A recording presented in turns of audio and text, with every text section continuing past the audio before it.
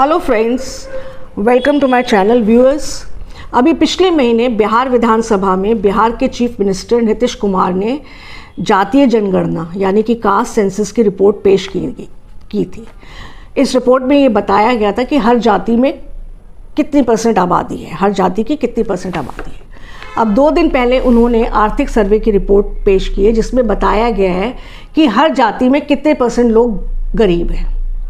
इस रिपोर्ट के अनुसार बिहार की 34% आबादी गरीबी रेखा से नीचे रहती है और गरीबी रेखा इन्होंने डिसाइड की है 6,000 रुपये पे, यानी कि 34% आबादी बिहार में 6,000 या 6,000 से भी कम रुपए एक महीने में कमाती है। 30% आबादी जो है वो 10,000 या 10,000 से भी कम कमाती है। तो अगर हम 30 और 34 को ऐड कर दें तो 64%, 64% आबादी बिहार में 10,000 से कम कमाती है या 10,000 या 10,000 से कम कमाती है, यानी कि गरीब है। तो हर 100 में आप समझ लो 64 आदमी गरीब है। मतलब ये बदहाल बिहार की हालत है इस समय।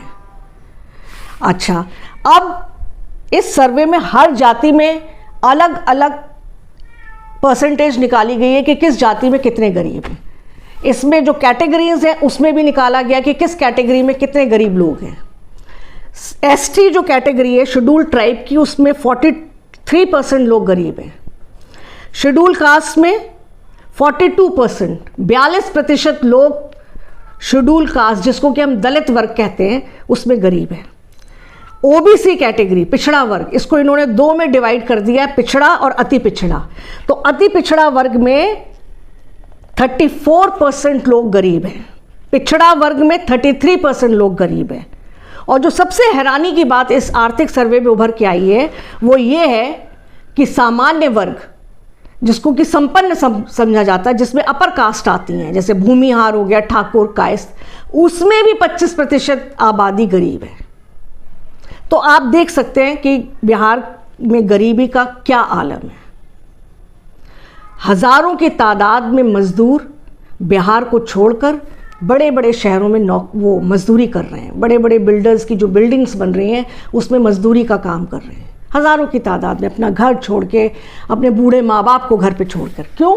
क्योंकि गरीबी इतनी है बिहार में, क्या करें। उसके बाद इन्होंने शिक्षा का भी एक डेटा प्रस्तुत किया है, वो भी सुन लीजिए।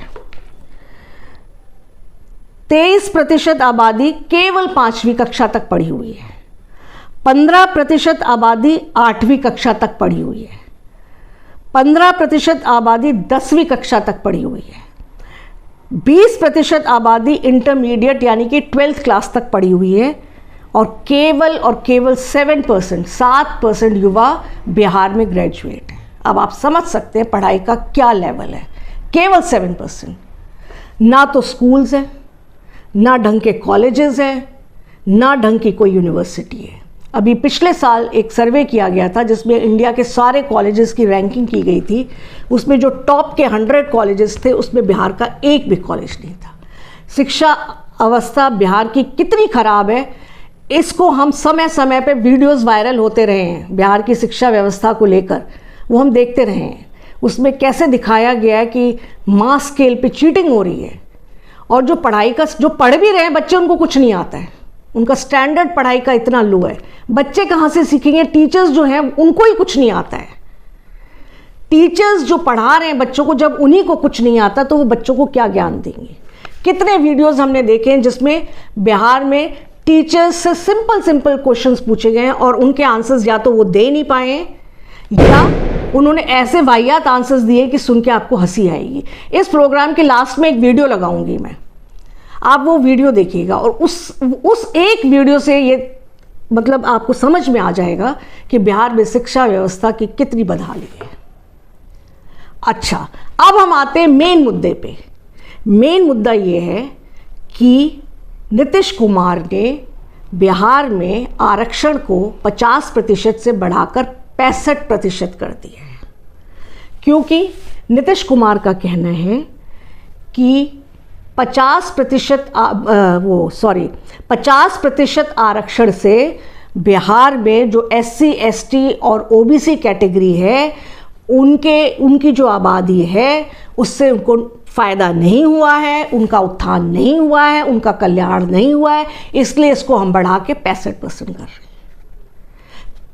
50% में तो उस आबादी का ये कुछ नहीं कर पाए जो गरीब है, ना उसको शिक्षा दे पाए, ना उसको पैसा, ना उसकी इनकम बढ़ा पाए, ना उसको सरकारी नौकरी दे पाए। जो 50% आबादी थी पिछले 18 साल से शासन कर रहे हैं, और अब ये कह रहे हैं कि 15% मैं बढ़ा रहा हूं, 65 कर रहा हूं, तो 65 में कौन सा चमत्कार कर देंगे? आपने शिक्षा का स्तर नहीं बढ़ाया, आपने स्कूल्स नहीं खोले, आपने नए कॉलेजेस नहीं खोले, आपने ढंग के टीचर्स नहीं रखे कॉलेजेस में और स्कूल्स में, तो इस आरक्षण को बढ़ाने का इस गरीब पिछड़ी अशिक्षित जनता को क्या फायदा होगा? भाई आरक्षण का फायदा तो ये गरीब लोग तभी उठाएंगे ना जब उनका बच्चा स्कूल जाएगा।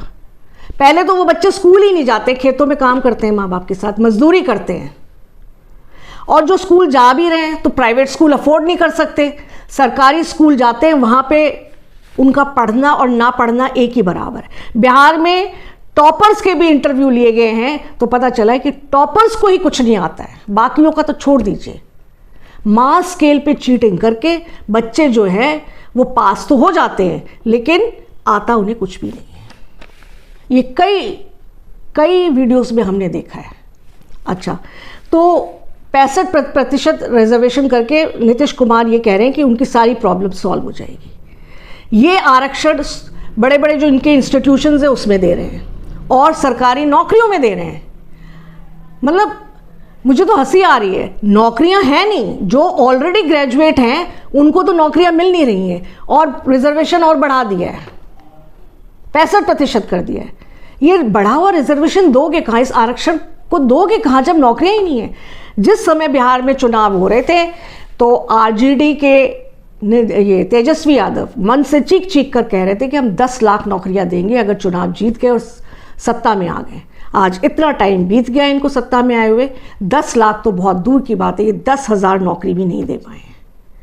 तो जब नौकरी नहीं है तो इस आरक्षण का जनता फायदा कैसे उठाएगी? ये सब इलेक्शंस को 2024 के चुनावों को ध्यान में रख के किया जा रहा है, क्योंकि हमारे नेता अच्छी तरह से जानते हैं कि आबादी, ज़्यादातर आबादी एससी और ओबीसी कैटेगरी की है। तो अगर इस कैटेगरी का रिजर्वेशन हम बढ़ा देते हैं, 50 से 65 करके इनको खुश कर देते हैं, तो ये हमें वोट देंगे तो हम इलेक्शन में जीतेंगे और सत्ता में आएंगे। बस सारी कवायद इसी चक्कर में है, वरना इसका लाभ बिहार की गरीब जनता को कितना पहुंचेगा वो वक्त ही बताएगा। 50% में तो कुछ नहीं कर पाए, अब कह रहे हैं 65% करके अमेरिका बना देंगे हम बिहार को। मेरे इस प्रोग्राम के बारे में आपके क्या विचार हैं और आप इस तरह के आरक्षण के बारे में क्या सोचते हैं, प्लीज़ कमेंट्स बॉक्स में लिखकर बताइएगा। मेरे चैनल को लाइक करिए और सब्सक्राइब करिए। थैंक यू, जय हिंद। तस्वीरें बिहार की राजधानी पटना से सामने आई। मुख्यमंत्री आवास से चंद मिनटों की दूरी पर एक कमरा, एक ब्लैक बोर्ड, 5 टीचर और 5 स्कूलों के बच्चे पढ़ रहे हैं। पटना के कर बिगहई इलाके में यह हालात हैं। हिंदी, अंग्रेजी, गणित, काउंटिंग और अक्षर ज्ञान एक साथ 5 स्कूल के बच्चों को दिया जा रहा है। ये हालात उस शिक्षा मंत्री के प्रदेश के हैं जो पिछले काफी समय से एजेंडे के तहत ग्रंथों का अपमान कर रहे हैं।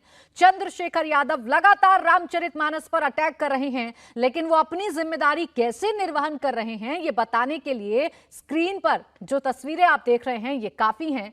एक ही ब्लैक बोर्ड है और इस एक ही ब्लैक बोर्ड पर आपको 5 टीचर खड़े हुए नजर आ रहे हैं और ये 5 टीचर एक ही वक्त पर अलग अलग सब्जेक्ट पढ़ा रहे हैं। आलम देखिए आप, 5 टीचर खड़े हुए हैं, एक अक्षर का ज्ञान दे रहा है, एक गिनती का ज्ञान दे रहा है, एक हिंदी का ज्ञान दे रहा है और एक इंग्लिश का ज्ञान देता हुआ नजर आ रहा है।